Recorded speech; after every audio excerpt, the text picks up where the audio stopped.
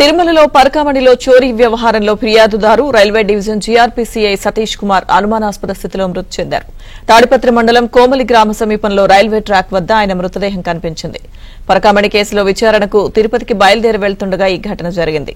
అయితే ఇన్స్పెక్టర్ సతీష్ కుమార్ది హత్యేనని కుటుంబ సభ్యులు ఆరోపిస్తున్నారు. పరకామణి కేసులో ప్రత్యర్థులే హత్య చేసి ఉంటారని సతీష్ కుమార్ సోదరుడు హరి పోలీసులకు ఫిర్యాదు చేశారు. ఎఫ్ఐఆర్ నమోదు చేసిన పోలీసులు సతీష్ మృతిపై హత్య కోణంలో దర్యాప్తు చేస్తున్నారు.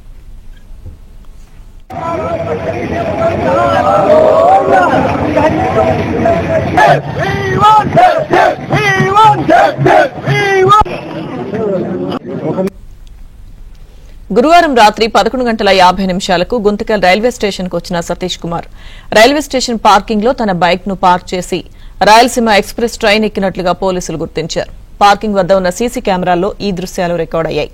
రైల్వే స్టేషన్ పార్కింగ్ స్థలంలో సతీష్ కుమార్ బైక్ ను పోలీసులు గుర్తించారు.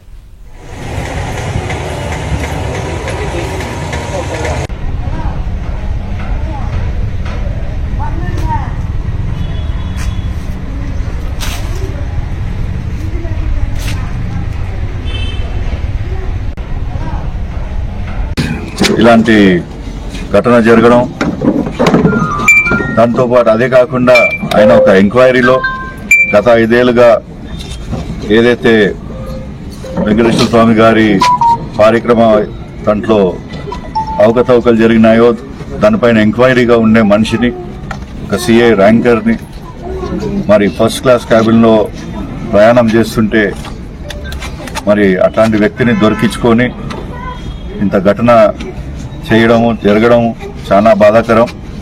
దీనిపైన కంపల్సరీ గవర్నమెంట్ తరఫు నుంచి ఎంక్వైరీలు కమిషన్లు పెట్టియాలా.